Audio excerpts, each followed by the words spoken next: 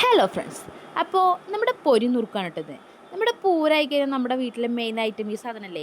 അപ്പോൾ ഇതിങ്ങനെ കഴിക്കാൻ എനിക്ക് വലിയ താല്പര്യം ഇല്ലാത്തതുകൊണ്ട് എനിക്കൊരു ഐഡിയ തോന്നിട്ടോ, നമ്മുടെ കണ്ണൂരുകാരുടെ ചക്കിലി ഒന്ന് ട്രൈ ചെയ്യാമെന്ന്. കുറേ കാലമായിട്ട് ഇങ്ങനെ ചെയ്യണം എന്ന് വിചാരിച്ചിരിക്കുന്നത്.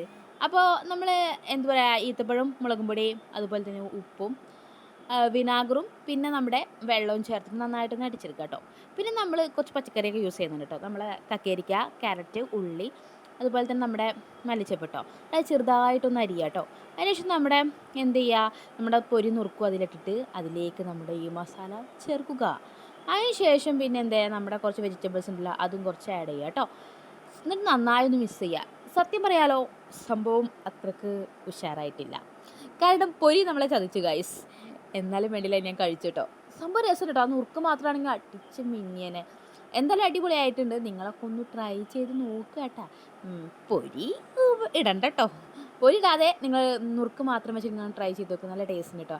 എന്തായാലും എനിക്ക് ഭയങ്കര ഇഷ്ടമായി. അപ്പം നമുക്ക് നെക്സ്റ്റ് വീഡിയോ കാണാം. ബൈ.